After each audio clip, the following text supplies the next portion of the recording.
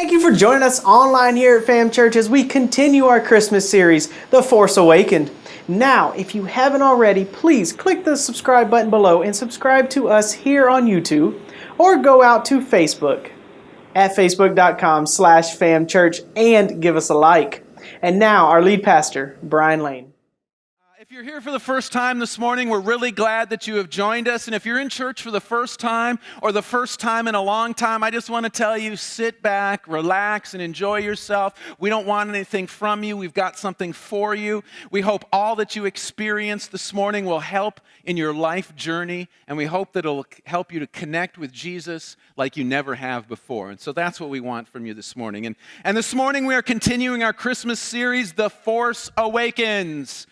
And am I the only one that's like excited about The Force Awakens? I feel like I am. You guys are just like, nah. Anyways, it's the title of our series, not just because there's a new movie coming out at the end of the week this week, but it's it connects with this whole theme of the church calendar and what's going on, something called Advent. And Advent is where the church anticipates and commemorates the birth of Jesus in Bethlehem at the first Christmas 2,000 years ago. It's commemorated through candles. That's what our candles are down here are. And so we're going to be lighting. I should have had the first one lit, but I forgot all about it. I was sitting up here worshiping, and I'm like, oh man, I don't even have a lighter to light the candles. So we had to go scrambling to find a lighter, which is a good thing in a church, right? Because if people are carrying a lighter, they're only lighting a few things with it, right? And some of it's illegal. So, but we'll light all of them on Sundays. The fifth one up is supposed to be light one. The 4 Sundays before Christmas you light them, and then the fifth one you light on Christmas Eve. We're a little bit behind schedule. We should have started in November, but we didn't, and so we're going to go to the Sunday after Christmas. But the white one will be lit on Christmas Eve when we talk about that. But the main point of this series is this, okay? That with the birth of Jesus, these 4 forces, hope, peace, joy, and love, were awakened and made available to God's creation once again. And last week we talked about the candle of hope, and we saw how hope, just like in the movie Star Wars, has fallen asleep. It had drifted off. It's gone someplace. It had disappeared from the earth. Hope had gone. Hope left when Adam and Eve decided that they were going to make a decision to eat this piece of fruit that God said not to eat. And when they ate that fruit, they took this creation, they took this world that God had given to them to steward and to run with His help. And instead of running it with His help, they gave the keys of the kingdom over to Satan and said, okay, Satan, this world is yours. Do whatever you want with it. And with Satan and darkness coming into control of this planet, of this earth, and all of God's creation, hope had suddenly been lost. But in one powerful act, God allowed His Son Jesus to come to this earth, which is what we remember at Christmas time, to restore hope to this earth. And that's what we talked about last week. And so this morning, we're going to go down and we're going to light our second candle. It's the candle of peace. So let me light hope again.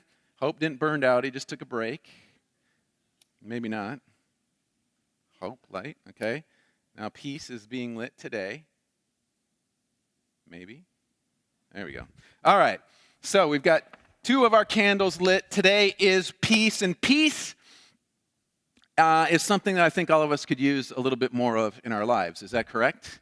Am I off on that one here? I mean, if you have kids at home, especially if they're in the elementary, middle, and sometimes into high school age, you can say especially amen to that, because I mean, it's like you come home from work after a long day in the office and you walk in the door and the TV is on so loud that you can't hear nothing. And those children that are watching said TV that's so loud that you can't hear anything are trying to have a conversation over that TV. And so they're screaming at each other at the top of their lungs. And I'm sitting there going, for the love of God, just turn the TV down, but you walk in the house and it's just like, it's noise, and you just say, oh man, I wish there was a little peace in my house. Or maybe it's your neighborhood. Maybe there's not peace in your neighborhood. I've had this happen multiple times, but you've got that neighbor who's got a killer stereo system, right? And so his desire or her desire is at midnight to crank it up to 10 and turn the bass all the way up so that your windows are vibrating at 12:15. Okay, we had this neighbor in Marion Oaks in Ocala, and they loved reggaeton. And I like reggaeton. I like it, except for it has the same drum beat every song. That's the only problem I've got with. Anyway, but they would take this, they would crank up reggaeton like every Thursday night at like 12:15. And our windows would start shaking and vibrating. And I'm just like, some of us have to get up in the morning. And I'm the type of person that if you wake me up in the middle of the night, I'm up. I mean, you wake me 1 o'clock, I'm up for a few hours. And so he would do this once a week. It drove me crazy. And I would just scream at times, give me some peace. But even when you come to work, there's no peace really, is there? I mean, I've got my office here. I'm in there most days of the week, and I've got this, it's quiet. I'm on the quiet side of the building. However, I've got this glass door that faces Highway 60, okay? And so this thing is no soundproofing qualities whatsoever. And so sitting in that office all day long, all you hear is the constant road noise coming off of 60. Ooh, ooh, ooh. I mean, that's all I hear in my office. And then for the love, if a train passes by, okay, and starts to toot their horn, you cannot be on the telephone when a train goes by this building. You just can't, because it's so loud. You just can't carry on a conversation. And it's just like, you just scream, give me peace.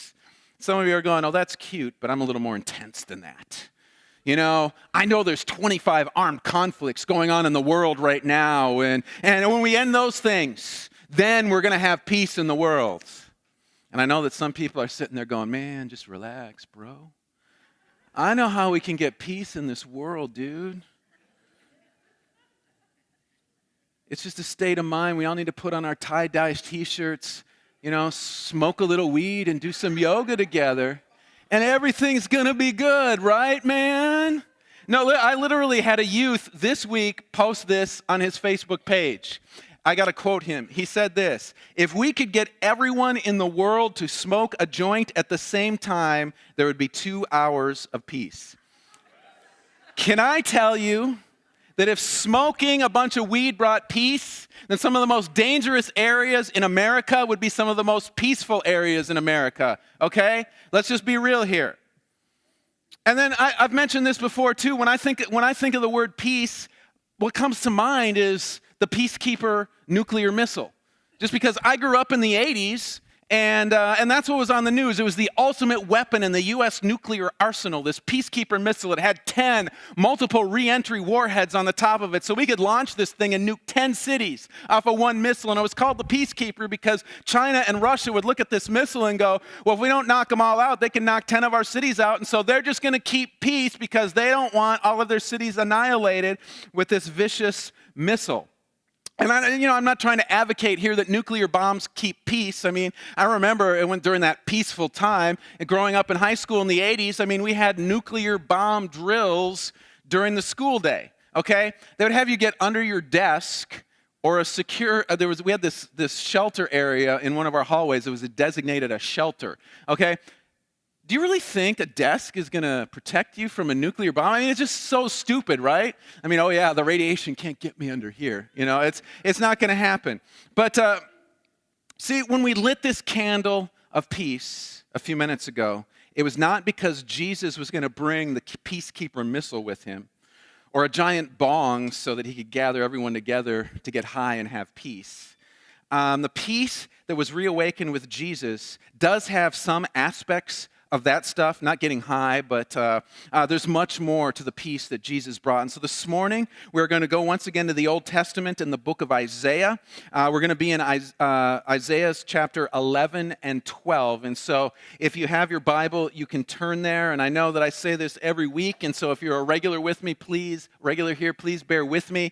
But we're going to put if you don't know where Isaiah is at, that sort of thing, we're going to put it on the screen behind me so that you can follow along. And listen, if you came here this morning, you're saying, I don't even own a Bible, head out to our Fam Connection Center after service, and we will put a brand new Bible in your hands. And so this is what it says, and it's a lot to read, so brace yourself. I'm going to be reading a lot. Here we go. Isaiah chapter 11 and chapter 12 says this: a shoot will come from the stump of Jesse.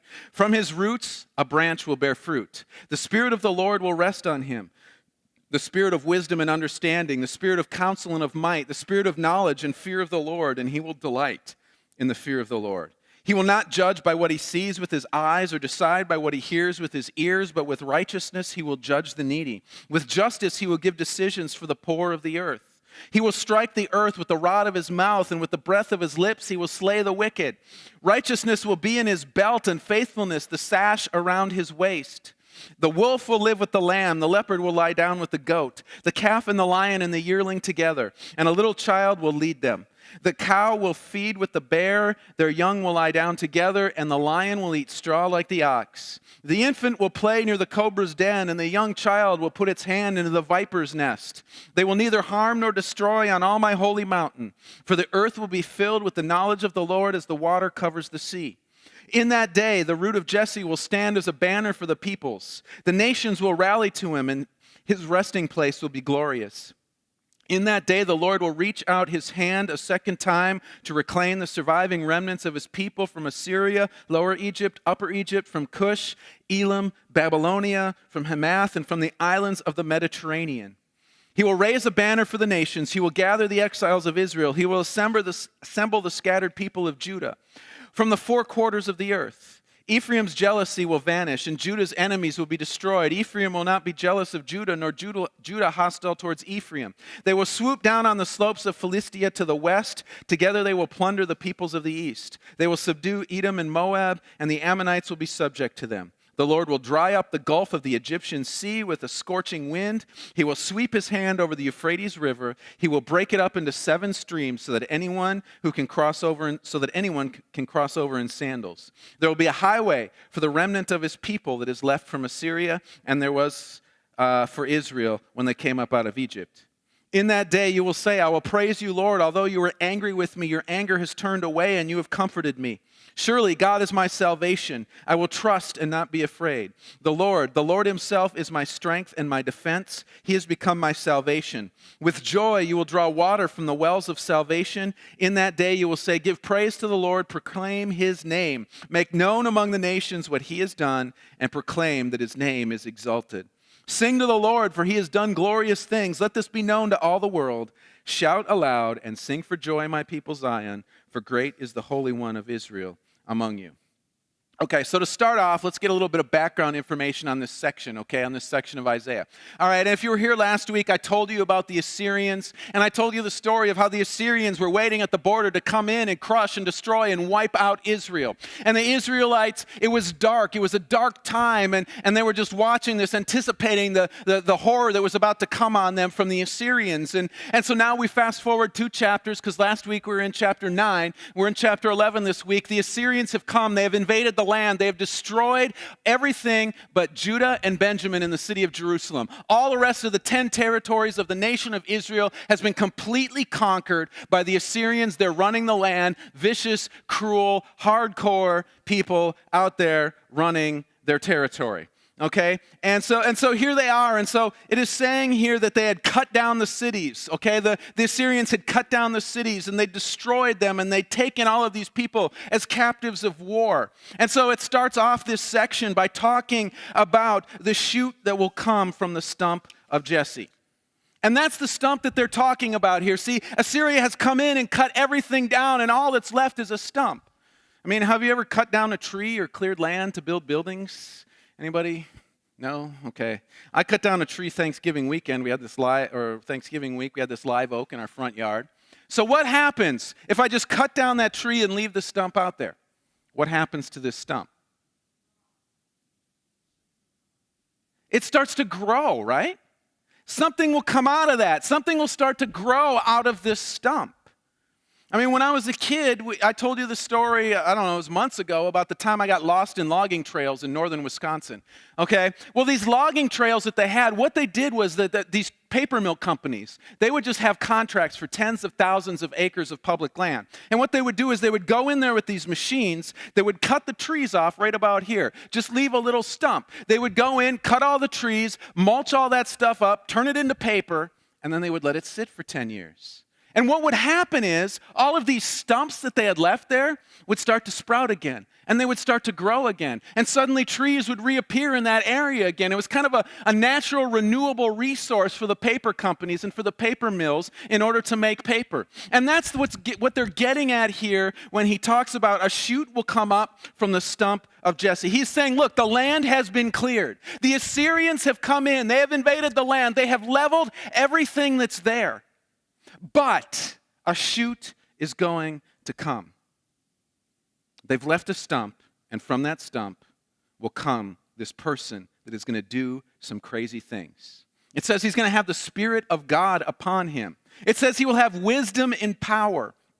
This section of Isaiah tells us he will have understanding and knowledge and fear of the Lord. He will not judge by what he sees with his eyes or what he hears with his ears. Instead, he will be perfect in righteousness and justice, and his word will have power. I mean, it says in there that he will speak, his words will strike the earth, and the earth will be judged. I mean, that's crazy to think that somebody's words could bring judgment upon the earth. It also says he will also be righteous and faithful. I mean, when you start to think about this and all of these things that are going to make up this characteristic of this dude, you got to wonder, man, it couldn't be anyone who was an actual human being, could it? Because none of us judge rightly or judge fairly. None of us can speak a word and cause judgment to come because of it. We couldn't do any of that stuff. I mean, just think. I think everybody in this room could raise their hand if I asked the question, how many of you have had somebody misjudge you? Okay? All of us have experienced life where we've been misjudged by somebody, and he's saying, no, but this one's going to come. This root, this shoot is going to be different. He is never going to misjudge.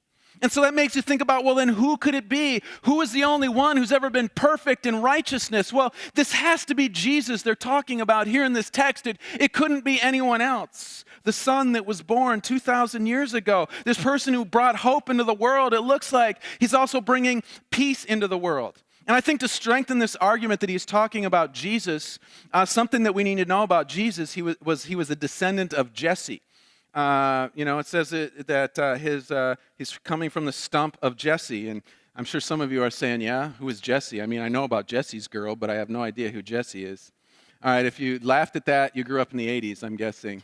All right, listen, go home and Google Jesse's girl, all right? You won't be disappointed. Anyway. Jesse was a man in the Old Testament, all right? He was the father of a dude named David. Who was David? David was the greatest king that Israel ever had. It said he was a man after God's own heart. His passion, his everything beat for seeking after God. Now, yes, he made some mistakes, but he always lived his life, always repenting and coming to God and actually turning himself over to God. And he was king. And so this is a person this is a family line that God wanted the Messiah to come from. And so he's saying, you know what? Out of Jesse, from the stump of Jesse is where this fruit is going to come. The king that chased after God's own heart. But you still may be thinking to yourself, well, why do we light a candle and call it the peace candle? Because really none of that has to do with peace. Well, it's because of what happens in the rest of the chapter, in chapters 11 and 12. And so let's continue moving forward. And the first place that we see peace is verses 6 through 10.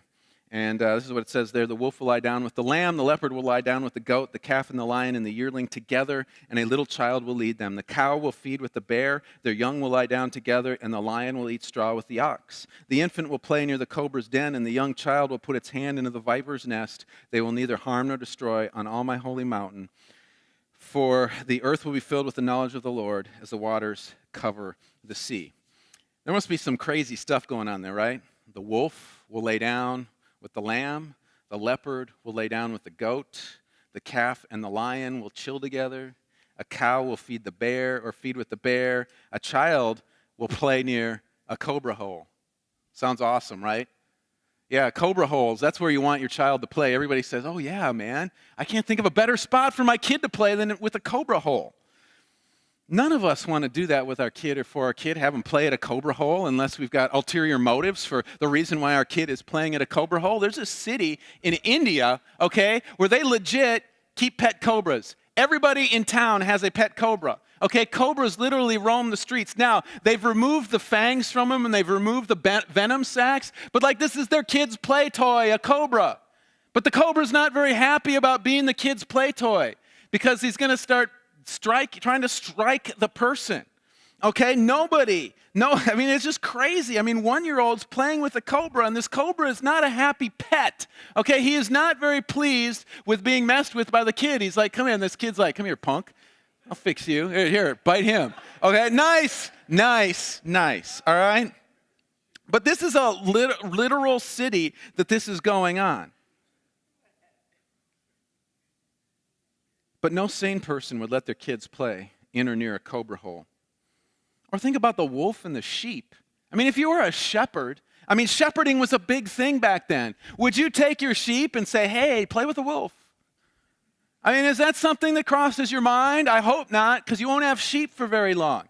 And shepherding was a very important role in that society. There was lots of shepherds, and I'm sure that if Isaiah would have gone to a shepherd and said, hey, I got this great idea. God says that the wolf and the sheep are going to chill together. Let's try it out. Most shepherds would say, heck no, because I don't want this thing killing my sheep. But here we are in Isaiah, and we are being told that something is going to happen on this earth. This shoot is going to come that's going to bring peace, but it's going to bring an incredible peace. It's going to be a peace so powerful that the wolf and the sheep will lie down together.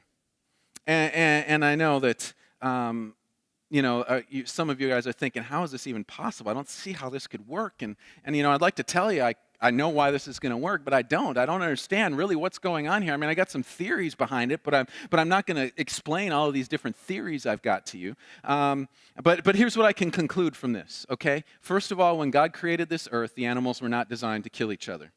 They were originally created to be at peace and coexist with one another.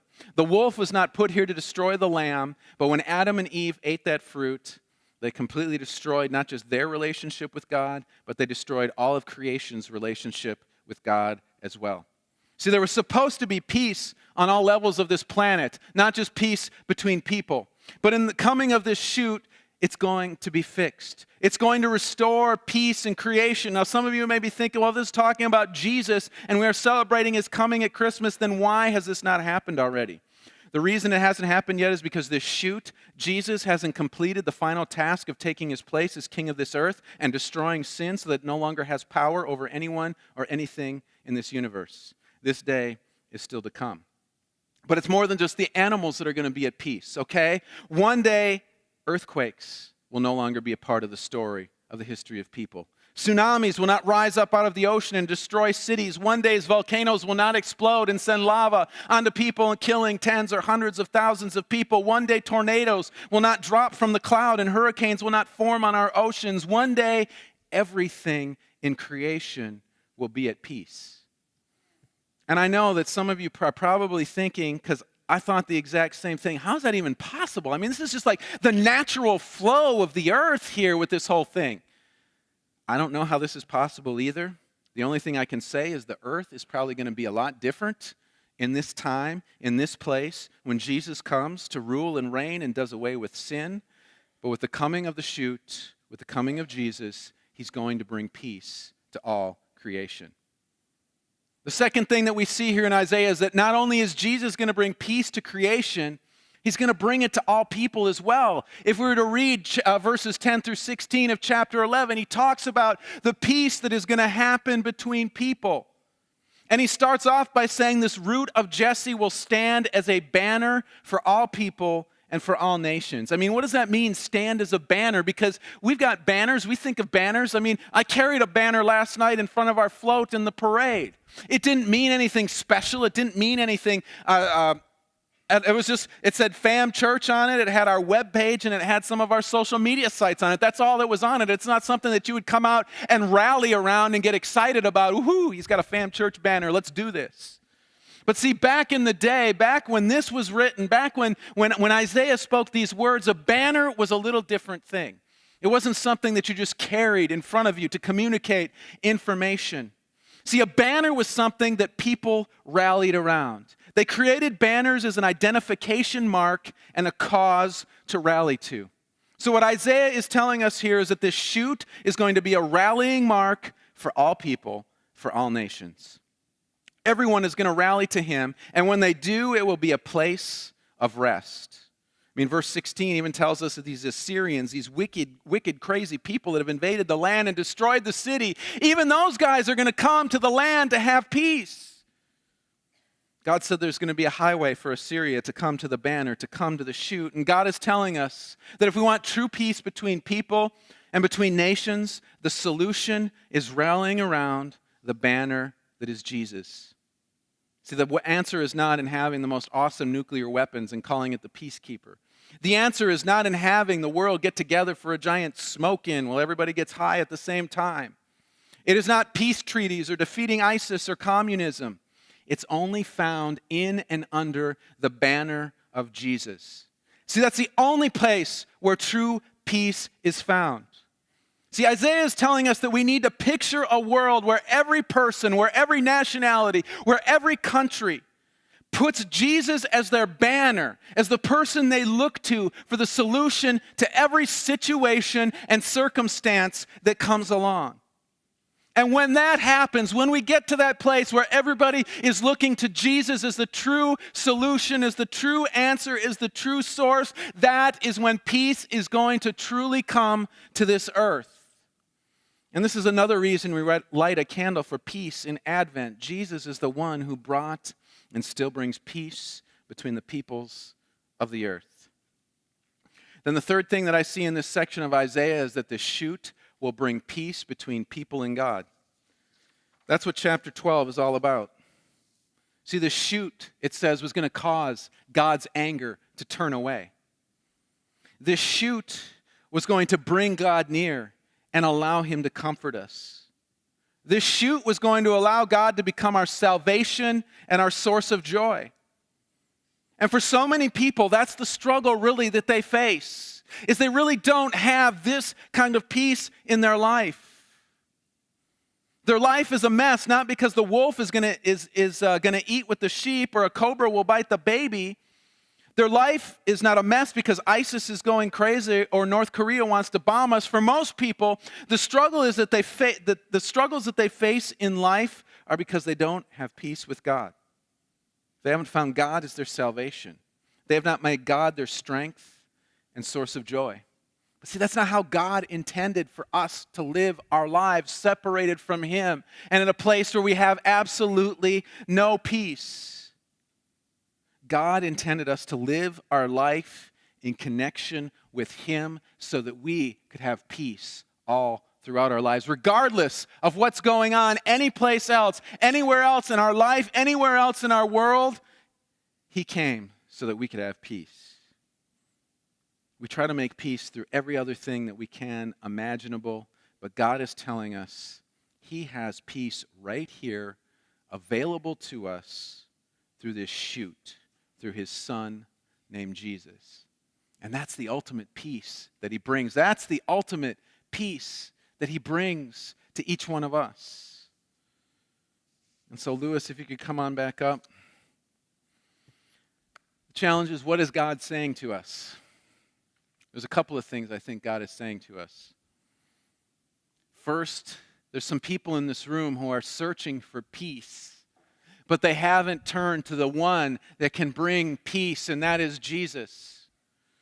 See, until we get to the place where we can see Jesus as the hope in our life, as the peace in our life, as these two candles that we've lit represented, we're not going to see those things. They're going to be fleeting. They're going to be at a distance. They're going to be something we cannot grab onto. But see, when we come to Jesus, when we turn ourselves to Jesus, when we lay our life down at the feet of Jesus, He brings that peace with God. Now, I know that there are some in here who are saying, you know what, I've done that before, and it just doesn't seem to be bringing me peace. Well, see, it's not just about asking Him for peace and then going about your life like nothing's happened. See, the call on us, once we've found the peace in Him, is to live our lives like we found that peace. It's not about going and doing our own thing and living our own life and saying, hey, I got this Jesus guy over here who's supposed to bring me peace. You know, it's not about doing that. It's about saying, you know what, I got this Jesus guy who brought me peace, and He's got a plan and a purpose for my life, and I need to live it, and I need to follow after it. And see, when you do that, that's when you're going to have true peace flowing through your body. That's when you're going to have this true peace in your mind, that the things of this world, that ISIS, that wars, that all kinds of crazy stuff is not going to be able to come in and affect and shake your life. Jesus brings us peace. I really hope you enjoyed that message from our Christmas series, The Force Awakened. If you did, please click the like button below and let us know. If you have any questions about us here at Fam Church, you can go out to myfamchurch.com and all of your questions will be answered. And thank you once again for joining us online at Fam Church.